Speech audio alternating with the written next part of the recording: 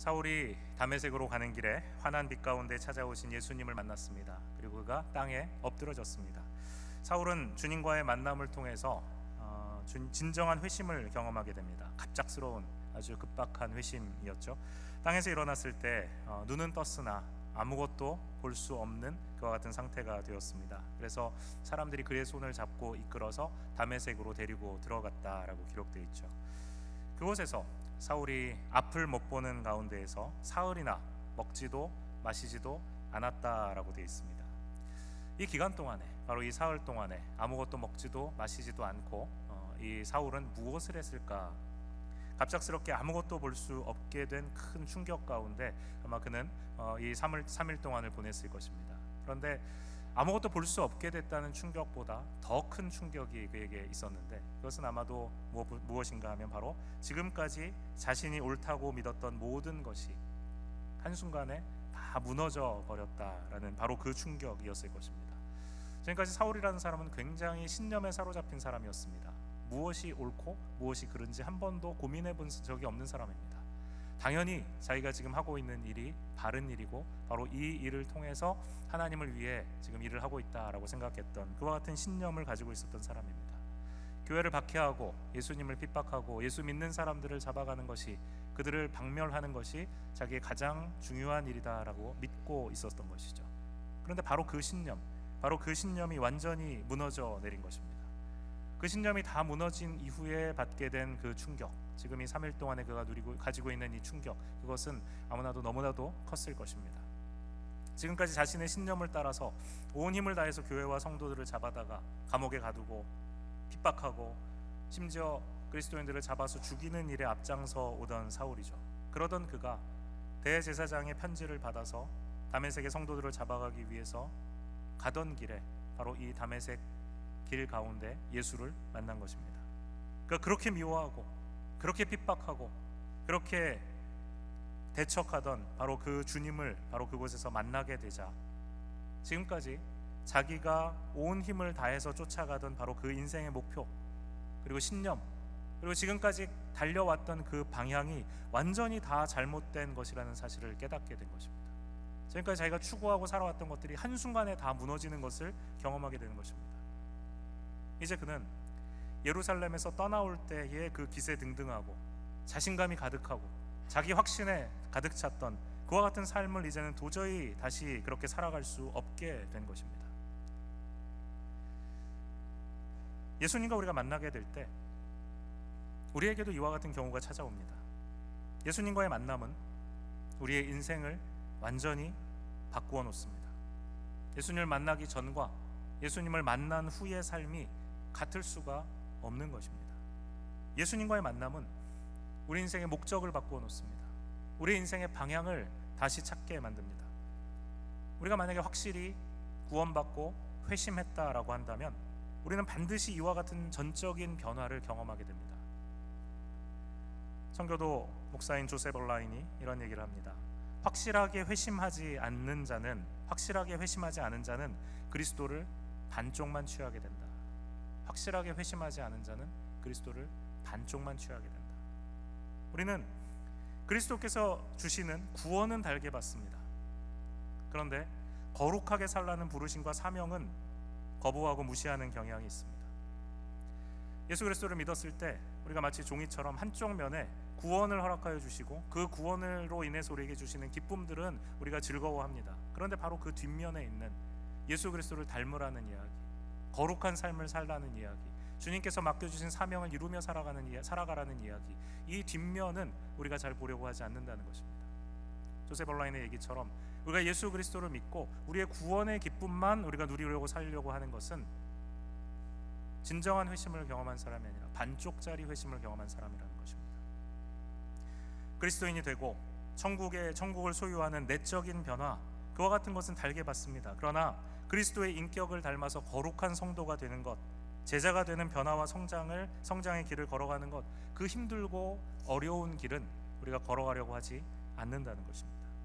그리스도인이 되어서 누리는 모든 특권들, 앞면에 써 있는 이 모든 특권들은 다 취하지만 그리스도를 위해 사는 인생이라는 뒷면에 나오는 이 삶의 목표를 바꾸는 일, 그것은 우리가 원하지 않는다는 것이죠. 예수님을 만나서 구원받고 회심한 사울, 바로 이 사람이 그렇게 예수님을 만나고 회심하고 인생의 목표가 바뀌고 삶의 방향이 바뀌었는데 여전히 예수님과의 만남 이전의 삶을 계속해서 살아갈 수 있었을까요? 절대로 그럴 수 없었습니다. 예수님 믿고 변화된 새로운 삶은 이젠 새로운 목표를 가지게 됩니다. 그리고 그 목표를 따라서 살아가는 인생으로 변화될 수밖에 없는 것입니다. 이런 변화가 일어나는 것이 진정한 구원을 받고 회심한 사람들에게 나타나는 자연스러운 일이랍니다. 그런데 이상하게도 이런 자연스럽게 생각되는 영적인 변화가 우리의 삶에서 그렇게 자연스러워 보이지 않는 경우가 많다는 것입니다. 예수님 믿고 구원받아서 기쁨 가운데 세례도 받았습니다. 함께 성찬에도 참여합니다. 그런데 그 기쁨, 그 감격도 잠시뿐이고 어느새 이전의 삶과 같이 그냥 전혀 다를 바 없는 삶을 그냥 살아가고 있는 자신을 우리가 발견하게 되는 경우가 많습니다. 차이도 있죠. 무슨 차이가 있습니까? 일요일에 다른 데 가지 않고 교회에 나와서 예배 한번 참석하는 거, 이전보다 피츠버그에 아는 사람이 좀 더 많아진 거. 근데 오히려 아는 사람이 많아져서 안 그래도 바쁜 삶이 더 바빠지고 인간관계는 더 복잡해지기만 하고, 인생의 목표가 바뀌고 방향이 바뀌는 것이 자연스럽고 또 정상적인 것이라고 한다면 나는 그 정상에서 너무 먼 것이 아닌가, 이런 생각이 들 수도 있다는 것입니다. 결국 그런 고민을 하죠. 정말 내가 진짜 구원받은 그리스도인 된 게 맞나? 사실 이런 상태의 신앙생활을 하는 사람이 적지 않습니다. 여러분 중에 만약에 들으면서 내가 그런 것 같은데, 여러분만 그런 것이 아닙니다. 그렇다고 그 상태가 정상이라는 말은 아닙니다. 분명히 비정상입니다. 비정상이 아무리 많아도, 비정상이라는 상태에 있는 사람들의 숫자가 아무리 많아도 그렇다고 해서 그것이 정상이 되는 것은 아닙니다. 만약 여러분이 이런 상태라면 정상적이고 건강하게 영적으로 지금 성장하고 있는 상태는 분명히 아니라는 것입니다. 이런 상태에 여러분 자신을 그냥 방치해 두면 여러분의 믿음은 병이 들게 됩니다. 그 병이 오래되게 되면 우리는 영적으로 무기력해집니다. 그래서 사탄의 작은 공격 그리고 유혹에도 여러분 그냥 무너지고 맙니다. 영적으로 너무 약한 상태가 되어 있기 때문에 사소한 감기 바이러스 같은 시험과 유혹 앞에서도 무너지고 큰 어려움을 겪게 되는 것이죠. 그럼 어떻게 해야 될까요? 어떻게 해야 우리가 바로 이 사울처럼 바른 방향, 바른 목표를 가지고 살아가는 그와 같은 신앙인으로 살아갈 수 있을까요? 오늘 말씀을 보면 첫 번째, 바로 기도로 마침내 우리는 바른 방향을 찾을 수 있습니다. 기도 가운데 우리가 바른 방향을 찾을 수 있다. 다메섹으로 가는 길에 예수님을 만난 사울은 사흘 동안 앞을 보지 못하는 상태에서 먹지도 않고 마시지도 않았습니다. 사울의 인생에서 가장 큰 변화가 일어나고 있는 이 시점에 그가 도대체 사흘 동안 먹지도 마시지도 않고 무엇을 했을까? 11절 말씀을 보면 주님께서 이 사흘 동안 사울이 무엇을 하고 있었는가 하는 것을 정확하게 말씀해 주십니다. 우리 한번 11절 말씀 같이 읽어볼까요? 시작. 주께서 이르시되 일어나 직가라 하는 거리로 가서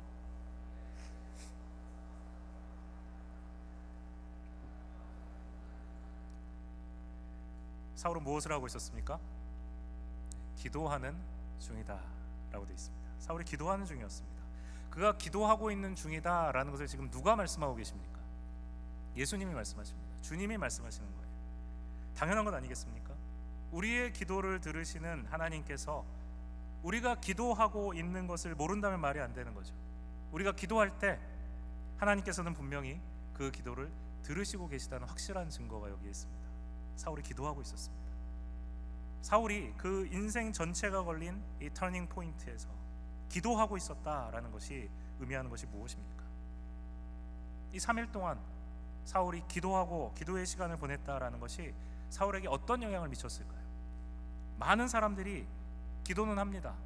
그런데 기도로 인해서 정말 어떤 변화가 일어날 것이다 라는 생각은 하지 않으면서 기도하는 경우가 많습니다. 기도하면 정말 무슨 변화가 있는가? 라고 물어봅니다. 변화가 있습니다. 기도하면 반드시 변화가 일어납니다. 사울이 바로 그와 같은 예입니다. 그가 평생 추구하던 목표가 있었습니다. 그것이 하나님을 위한 일이라고 믿었습니다.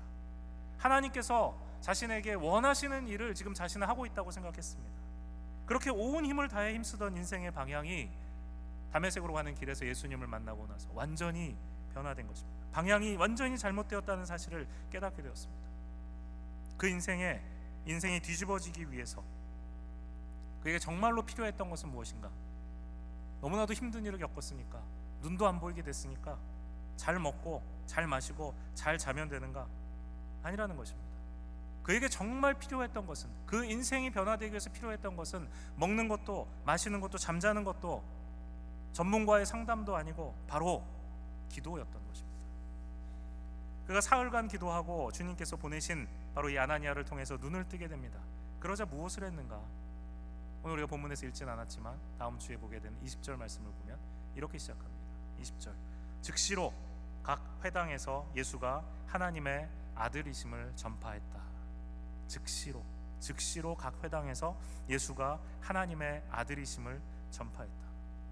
사울은 바로 이 3일간의 기도를 통해서 그를 통해 하나님께서 무엇을 하고 계시는가, 자신의 인생이 바뀌는 경험을 분명히 하나님 말씀 가운데 가지고 확신을 하고 나자 즉시, 주저하지 않고 즉시 바로 여러 회당을 다니면서 예수가 하나님의 아들이심을 전파합니다.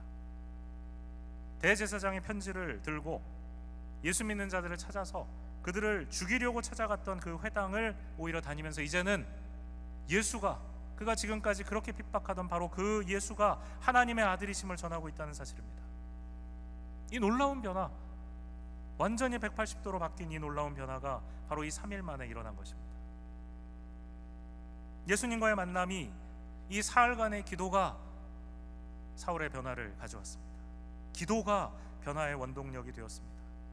기도하는 중에 그가 만난 예수님이 바로 하나님의 아들이라는 사실을, 그리고 그가 배웠던, 지금까지 평생을 배웠던 모든 성경 말씀이 결국은 그리스도이신 예수님을 지금 말하고 있다라는 사실을 기도하면서 깨닫게 된 것입니다. 그가 기도하는 중에 하나님께서 그의 생각과 그의 마음과 그의 의지와 그가 배웠던 모든 것들을 사용해서 그를 바꿔놓으신 것입니다. 기도로 사울의 모든 인생이 바뀌어진 것입니다.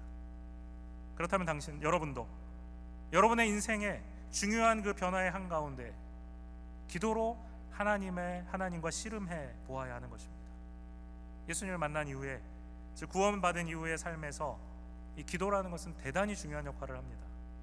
기도하지 않는 그리스도인은 무력할 수밖에 없습니다. 내 삶에 힘이 없고 주님의 말씀대로 살고 싶지만 능력도 없는 것 같고 영적인 근육, 영적인 머슬은 너무너무 약해서 툭 건드리면 넘어지는 것 같은 그런 상태라고 한다면 기도하고 있지 않기 때문입니다. 기도는 단지 우리가 원하는 것을 얻기 위해서 하나님께 비는 행위가 아닙니다.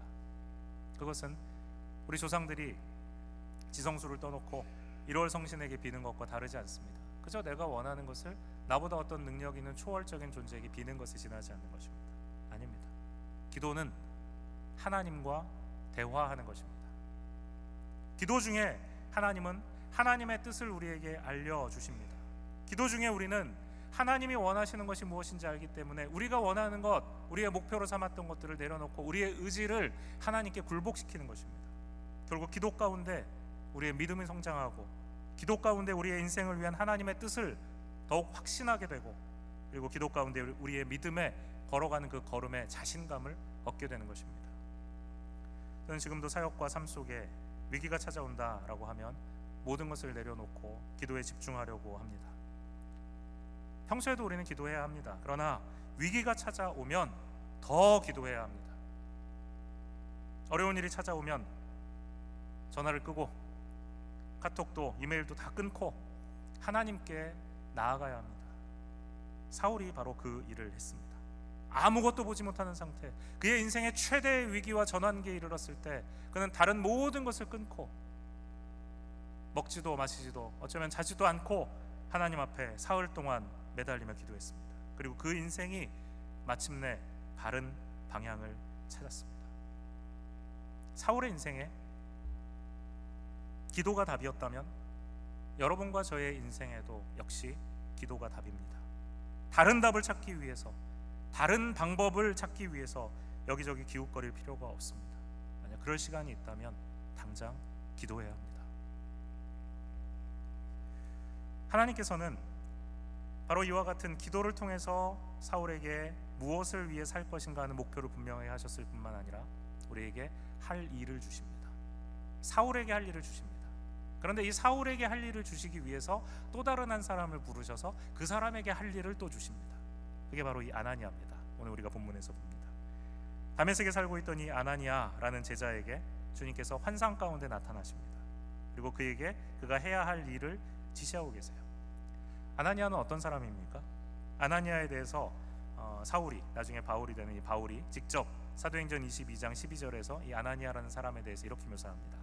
아나니아는 율법을 따라 사는 경건한 사람으로 거기에 사는 모든 유대인들에게 칭찬을 듣는 사람이다 라고 했습니다. 경건한 사람, 율법을 따라 사는 사람, 하나님의 말씀을 따라 사는 사람, 거기에 사는 모든 유대 사람들에게 칭송을 받는 사람, 이 정도로 신실한 제자로 다메섹에 살고 있는 사람이라면 지금 예수 믿는 사람들을 다 찾아서 끌고 가려고 했던 사울, 그 사울에 만약에 검거 리스트가 있다라고 한다면 그 검거 리스트 제일 아마 앞줄에 있었을 사람이 바로 이 아나니아라는 사람입니다.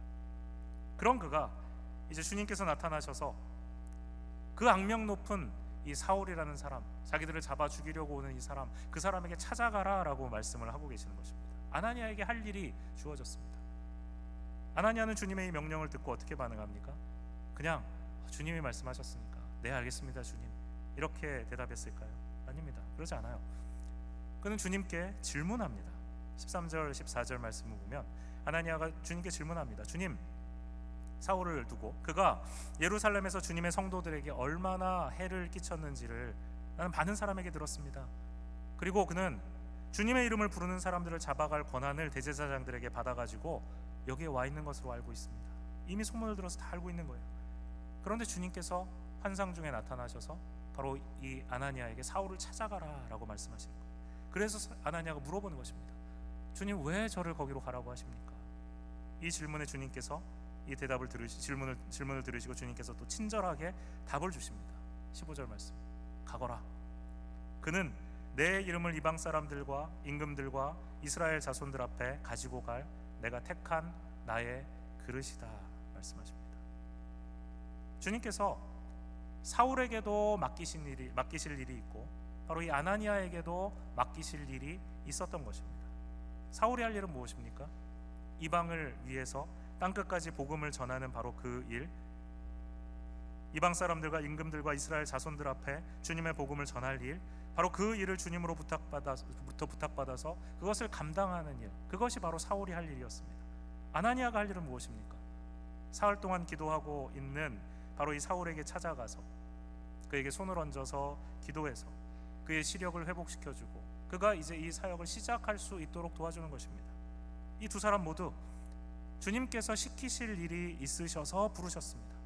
주님께서 시키실 일, 주님께서 맡기신 일, 그것을 우리는 뭐라고 하는가? 바로 사명이라고 얘기합니다. 사명. 사울의 사명이 있고 아나니아의 사명이 있습니다. 그리고 이 두 사명 모두 우리 주님께서 부탁하신 일입니다. 그런데 이 두 사람에게 똑같은 주님이 부탁하신 일을 맡기시는데 일의 내용도 다르고 그리고 일을 부탁하시는 방식도 다릅니다. 사울에게 사명을 주실 때는 어떻게 하십니까? 주님 굉장히 강압적인 방법을 사용하십니다. 강한 빛과 강한 음성을 통해서 그를 만나십니다. 그리고 사흘 동안 앞을 보지 못하는 상황 속에 기도하게 하십니다. 예수 믿는 사람들에게 할 일을 주님께서 주실 때 이와 같이 강압적으로 하시는 경우들이 있습니다. 특별히 선교사로 나간다, 혹은 목사가 된다, 이런 이제 결정을 내리게 될 때 주님께서 우리를 막 몰아가실 때가 있습니다. 이런 경우도 있고 또 반면에 그와 같이 주님께서 강압적으로 우리에게 그 일을 하지 않으면 안 되도록 우리의 예스의 노와 상관없이 주님께서 막 몰아붙이시는 경우가 있는가 하면 또 다른 아나니아와 같은 경우도 있습니다. 아나니아에게 사명을 주실 때는 주님 굉장히 친절하십니다. 할 일을 말할 때 아나니아가 이해하지를 못하고 또 별로 마음에 들지도 않아 합니다. 그러니까 주님이 어떻게 하십니까? 이유를 설명을 해주십니다.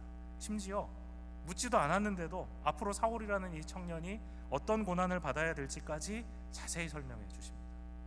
지금 이 사울이 당하는 고난에 대해서 주님이 아나니아에게 말씀하시는 것은 사울에게 말씀해 주시는 것이 아닙니다. 고난은 정작 사울이 당하는데 아나니아가 그 얘기를 들어요. 왜냐하면 그 얘기를 해줘야 아나니아가 설득되기 때문이라고 주님이 생각하시기 때문입니다. 아나니아를 주님이 원하시는 그 일을 맡기기 위해서 지금 대화하시면서 설득하는 작업을 주님이 하고 계시는 거예요. 예수님께서 우리를 구원해 주실 때 우리는 단지 구원이라는 달콤한 열매만 따먹으라고 부르신 것이 아닙니다. 구원을 받은 우리는 우리가 받은 그 은혜뿐만 아니라 우리에게 이제 주시는 맡기신 할 일이 있습니다. 즉 사명이 있는 것입니다. 그 사명을 우리 모두에게 다 주셨습니다. 여러분이 예수님 믿으셨다면, 그래서 구원 받으셨다면 한 명도 예외 없이 예수님께서 여러분들에게 부탁하신 할 일이 있습니다. 사명이 있어요. 영접기도 한번 하고 세례 받아서 이제는 천국 가게 되었다, 그래서 이 천국행 티켓 한 장 가졌다 라는 것이 기독교가 말하는 구원이 아닙니다. 진정으로 우리가 예수님을 만났다면 이제는 예수님께서 우리 한 사람 한 사람 나에게 부탁하신 일이 있어요. 내 삶을 통해 이루어야 할 사명이 있습니다. 이 주님이 주시는 사명은 믿는 자라면 누구에게나 주어진 것입니다. 사울에게 사울이 행해야 될 사명이 있고 아나니아에게 아나니아가 행해야 될 주님이 부탁하신 일이 있는 것처럼 우리 각자에게 하나님께서 원하시는 맡겨주신 해야 할 일이 있다는 것입니다. 예외가 없습니다. 다른 말로 하면 우리가 살아야 될 이유, 이 땅에 살면서 주님을 위해서 이루어야 할 일을 우리 모두 각자에게 주셨다는 것입니다. 그래서 우리의 인생은 의미가 있는 것입니다. 여러분은 인생에 주님이 맡겨주신 일, 그 사명을 발견하셨습니까? 거창하게 사명이라는 말까지 쓰지 않아도 됩니다. 쉽게 말해서 예수님을 믿고 나서 이제 여러분에게 주님이 부탁하신 그 할 일이 무엇인가 하는 것을 찾으셨습니까? 그리고 왜 그 일을 하라고 하시는지 여러분 그 이유를 알고 여러분의 삶을 살아가고 계십니까? 가끔 이렇게 얘기를 나누다 보면 예수님을 믿는다고 말은 하는데 아직까지 삶의 이유와 목적이 무엇인지 모르겠다는 사람들이 참 많습니다. 하나님이 나에게 뭘 하기를 원하시는지 모르겠다는 사람이 많아요. 예수님을 믿어서 구원받는데 세상에서 살아가는 삶의 이유와 목적이 예수님 만나기 이전과 전혀 바뀐 것이 없다는 것입니다.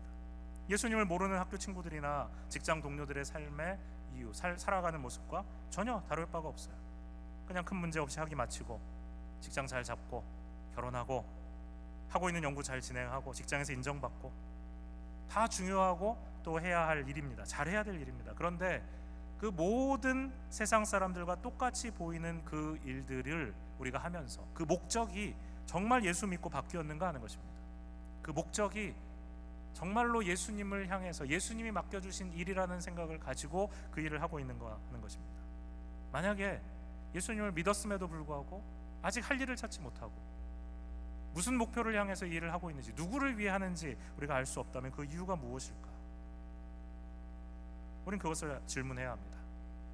우리에게 주님이 부탁하신 할 일이 반드시 있기 때문입니다. 한 사람도 예외 없이 우리 모두에게 있습니다.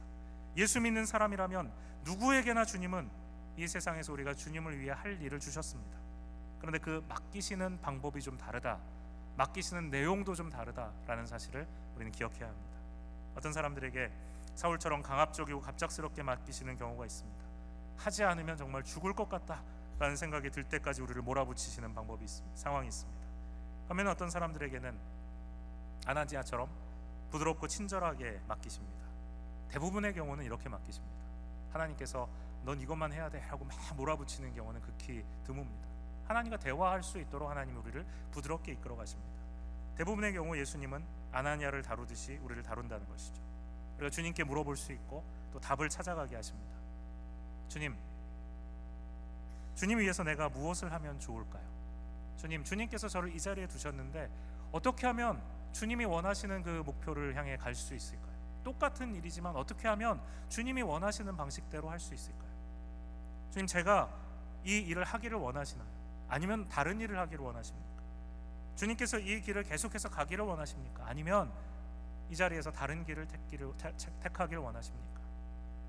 주님께서 우리에게 맡기실 일에 대해서 주님과 이렇게 상의하는 것을 우리 주님은 대단히 기뻐하십니다. 그래서 아나니아에게 주님은 그가 묻지 않은 것까지 대답해 주시면서 알려주시면서 그에게 할 일, 즉 사명을 맡기시는 것입니다. 여러분은 정말 주님과 이 해야 할 일에 대해서 의논해 보셨습니까? 주님과 상의하면서 주님이 하시길 원하시는 바로 그 일, 바로 그 길을 택하십니까? 주님께서 이루시길 원하시는 일이 무엇인지 알게 해달라고 주님께 그렇게 기도하십니까? 하나님과 같이 주님께 여러분이 해야 할 일에 대해서 묻고 상의하고 그리고 그의 뜻을 구해야 합니다. 그런데 솔직히 말해서 우리의 마음속에 이와 같이 주님과 상의하려고 할 때, 내 인생을 주님이 원하시는 대로 살기를 원합니다 라고 할 때 두려움이 있습니다. 그러지 않습니까? 주님이 내가 원치 않는 일을 시키면 어떻게 하나, 나는 이걸 원하는데 주님이 내가 원치 않는 일을 시키면 그거 해야 되나 하는 고민이 생깁니다. 아나니아의 경우도 그랬습니다. 옛말에 그런 말 있죠. 물에 빠진 사람 건져 주었더니 보따리 내놓으라고 그런다, 그런 얘기 있죠. 사울에게 손을 얹어서 기도해 주었더니 갑자기 사울이 막 눈을 번쩍 뜨더니 태도를 바꿔요. 그리고는 자기를 붙잡아서 막 고문하면서 예수 믿는 사람들 이름 다 불어, 이러면 어쩌겠나, 이런 생각이 들 수도 있지 않겠습니까?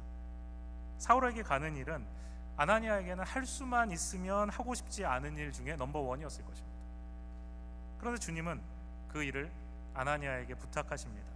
누군가 해야 할 일이라면 아나니아와 같이 주님이 준비하신 경건하고 사람들에게 칭찬 듣는 바로 이와 같은 믿음의 제자에게 그 일을 맡기시길 원하셨던 것입니다. 그러므로 만약에 여러분이 주님께 주님, 제가 무슨 일 하기 원하십니까? 라고 물어볼 때 주님이 여러분이 기대했던 것보다 하기 싫고 두렵고 가능하면 피하고 싶은 일을 하기를 원하신다라는 확신을 여러분에게 주신다면요, 여러분은 그만큼 주님의 신뢰를 받고 있는 사람이라는 사실을 기억해야 합니다. 주님이 부탁하신 할 일은 우리가 억지로 해서도 안 되지만 내가 하기 싫다고 해서 피해서도 안 되는 일입니다. 오히려 내가 하기 싫지만 주님께서 그 일을 나에게 맡겨주신다는 분명한 확신이 들 때 그 일을 행하면서 정말 내가 가야 할 바른 인생의 길, 내가 되어야 할 바로 그 사람이 되도록 주님 우리를 만들어 주십니다. 1960년부터 1988년까지 달라스 카우보이스의 코치로 팀을 이끌었던 전설적인 코치 탐 랜드리라는 사람이 있습니다. 아시는 분들 계시죠? 탐 랜드리라는 사람은 이 달라스 카우보이스의 아주 유명한 코치인데, 이 사람이 리더십에 대해서 이렇게 말합니다. 리더십이란 사람들, 선수들이죠. 사람들이 원치 않는 일을 하게 해서 그들이 되고 싶은 사람이 될 수 있도록 만들어주는 것이다 얘기했습니다. 리더십이란 사람들이 원치 않는 일을 하게 해서 그들이 되고 싶은 사람이 될 수 있도록 만들어주는 것이다. 기가 막힌 리더십에 대한 정의입니다. 사람들이 원하는 것이 있습니다. 그리고 그 원하는 일을 하기 위해서 해야 될 일이 있어요. 원하는 일을 하기 위해서는 이 해야 할 일을 해야만 그 원하는 일을 이룰 수 있어요. 그런데 사람들은 대개 원하는 것을 이루기 위해서 해야 될 이 일은 하고 싶어 하지 않습니다. 수영 경기에서 이기고 싶지만 추운 겨울에 새벽부터 일어나서 그 찬물에 들어가서 운동하는 것은 하고 싶어 하지 않습니다. 성적 A를 맞고 싶기는 하지만 열심히 공부하고 노는 시간 절약해서 열심히 밤새 공부해야 되는 것은 누구나 다 싫어하게 되어 있습니다. 예수님을 만나서 우리가 구원받았다면 우리는 성장해서 예수님의 제자로 주님이 원하시는 삶을 살아가서 하나님 나라의 그 복음을 전하는 일을 하며 살아가야 됩니다. 이것이 우리가 되어야 될 모습입니다. 그런데 이런 모습이 되어가야 되는 것을 우리는 원치 않는 것입니다. 예수님이 원하시는 거룩한 삶을 살고 싶다는 마음은 있지만 그렇게 되기 위해서 해야 할 날마다의 순종은 거절하는 것입니다. 그렇게 되면 우리는 결코 성장하지도 못하고 예수 그리스도의 제자가 되지도 못하고 주님이 원하시는 바로 그 영광스러운 삶을 살아갈 수도 없습니다. 주님은 그래서 때로는 성도들이 원하지 않는 일을 하게 하십니다. 그래서 그 일을 원하지 않지만 그 일을 하게 하셔서 결국은 그들이 돼야 될 사람이 되도록 주님 만들어 가십니다. 아나니아는 사울에게 가고 싶지 않았습니다. 그러나 주님은 그렇게 해야 주님의 뜻을 이룰 수 있기 때문에 그 일을 그에게 하기 싫지만 하게 하십니다. 그리고 이 하고 싶지 않은 일을 통해서 바로 이 아나니아의 순종을 통해서 아나니아를 더욱 신실한 믿음의 사람이 되도록 하나님은 만드십니다. 그를 통해서 결국은 사울이 복음을 알게 되고 이방의 문이 열리는 일을 이루시는 것입니다. 사울은 다른가요? 마찬가지입니다. 사울은 그의 인생이 결코 변화되길 원하지 않았습니다. 확신과 열정으로 살아가는 멋진 인생이라고 생각하고 있었어요. 그런데 주님이 그가 전혀 원하지 않았던 예수님이 하나님의 아들이심을 선포하는 일을 하게 하셨습니다. 강압적으로. 그리고 바로 그 순종을 통해서 땅끝까지 하나님 나라의 복음이 전파되는 놀라운 일을 그를 통해서 하신 것입니다. 하나님이 원하시는 그 일을 이루기 위해 우리가 원치 않은 일을 하게 하시고 그 일을 통해서 나를 변화시키시고 하나님 나라를 이루어 가십니다. 우리가 구원받아서 하나님의 자녀가 되는 순간 이제 우리 모두에게는 하나님의 부탁하신 일이 있습니다. 여러분에게 하나님의 부탁하신 일, 사명이 있습니다. 여러분 그 사명을 찾으셔야 됩니다. 만약 그 사명을 아직 발견하지 못했다면 아나니아처럼 주님께 물어보셔야 됩니다. 나에게 주님 원하시는 일이 무엇입니까? 그러면 주님께서 설명해 주시고 알게 해 주시고 여러분과 즐겁게 대화하실 것입니다. 나는 너의 삶을 이렇게 이끌어가기를 원한다고, 네가 이와 같이 나의 일을 함께 하기를 원한다고 주님 여러분에게 기꺼이 말씀하십니다. 만약 여러분이 받은 주님의 사명이 있다면 그 사명을 이루기 위해 순종해야 합니다. 지금 당장 하고 싶지 않다고, 힘들어서, 그래서 이 일 하고 싶지 않다고, 그래서 매일의 순종의 대가를 지불하기를 주저하고 있다면 여러분은 결코 믿음 안에 성장하고 굳건하게 서서 주님의 사명을 감당하는 그와 같은 능력 있는 그리스도인이 될 수 없습니다. 제가 탐 랜드리의 말을 조금 바꿔봤습니다. 우리 주님은 때로는 그의 성도들이 원치 않는 일을 하게 하여서 그들이 되어야 할 사람이 되도록 만들어 주십니다. 주님은 때로는 그의 성도들이 원치 않는 일을 하게 하셔서 그들이 되어야 될 사람이 되도록 만들어 주십니다. 우리 이 말을 기억하고 주님이 나에게 어떤 일을 하기 원하시는지, 어떤 사명을 이루기 원하시는지 주님과 함께 상의하시며 그렇게 주님의 뜻을 이루어드리는 우리 모든 성도들이 되시기를 주님의 이름으로 부탁합니다. 여러분 같이 기도하겠습니다. 하나님 아버지, 은혜를 감사합니다. 아나니아를 부르시고 또 사울을 부르셔서 그들에게 각자 해야 할 사명을, 할 일을 주시고 또 그에게 가장 적합한 방법으로 그들에게 일을 맡기신 하나님께 감사드립니다. 오늘 이제 우리가 주님의 말씀 가운데 주님의 뜻을 발견합니다.